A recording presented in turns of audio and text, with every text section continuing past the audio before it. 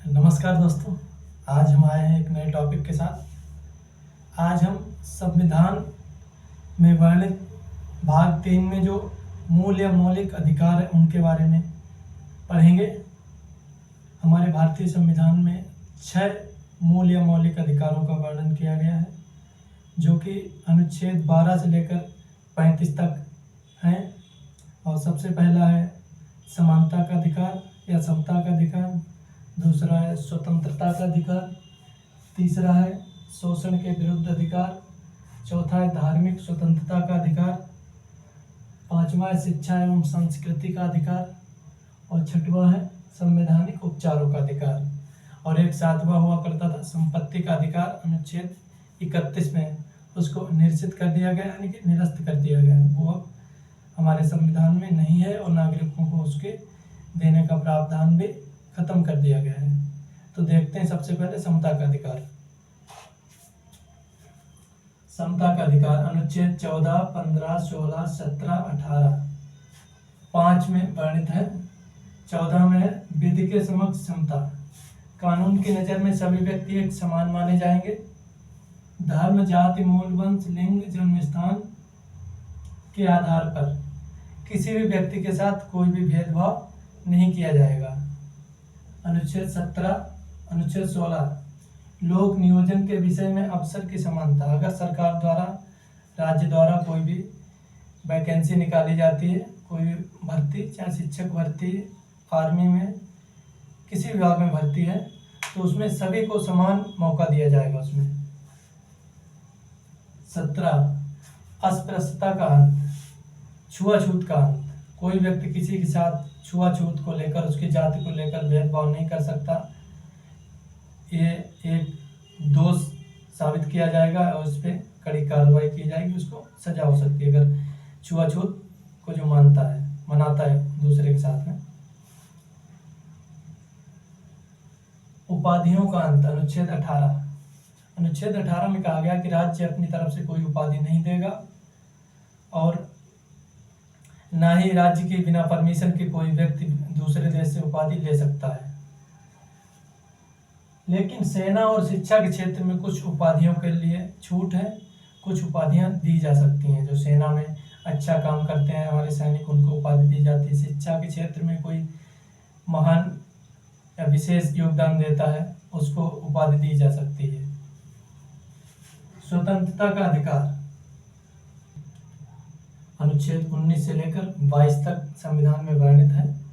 अनुच्छेद 19 में वाक एवं अभिव्यक्ति की स्वतंत्रता को बताया गया है।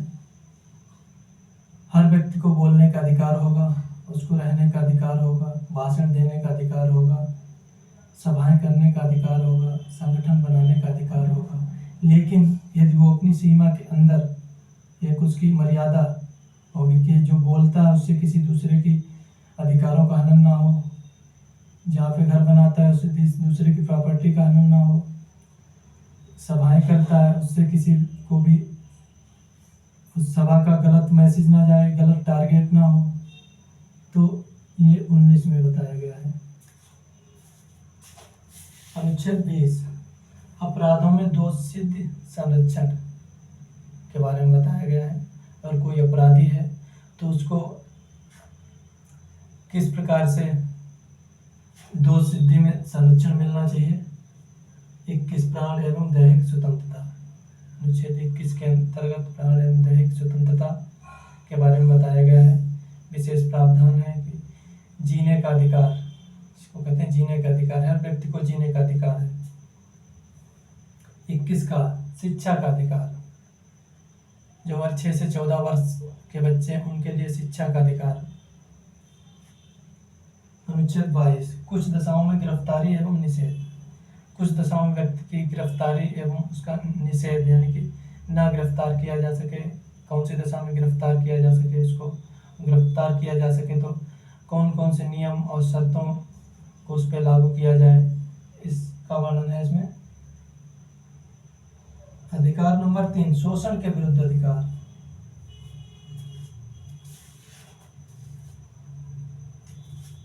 अनुच्छेद 23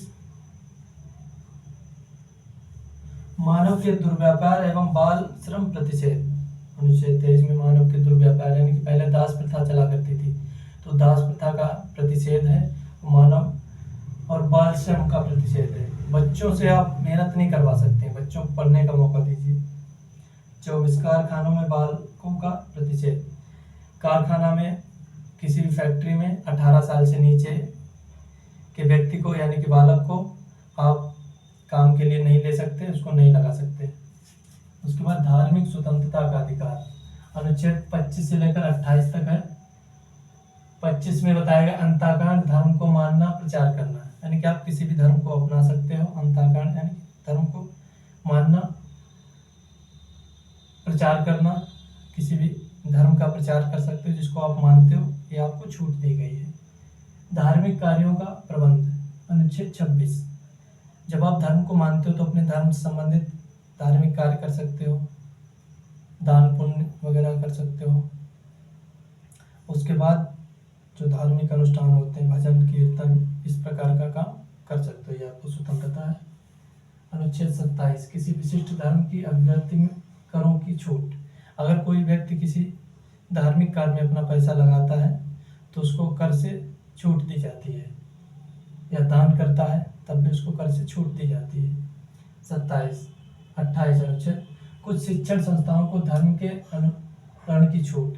कुछ शिक्षण संस्थाएं जो विशेष वर्ग की होती हैं, जैसे हमारे यहाँ स्कूल चल रहे हैं, शिशु मंदिर वगैरह, तो उसमें हिंदू परंपरा को का अनुकरण किया जाता है। मदरसों में मुस्लिम परंपराओं का अनुकरण किया जाता है, तो यहाँ पर छूट मिलती है कुछ अपने धार्मिक अनुकरण की।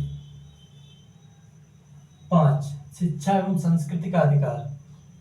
अल्पसंख्यकों के हितों का संरक्षण। अनुच्छेद 29 में अल्पसंख्यक जो माइनॉरिटी कम्युनिटी के लोग हैं उनको अपनी जो संस्कृति है उसका संरक्षण करने का अधिकार है, जो कि संविधान में सभी को समान समझा गया, सभी धर्मों को।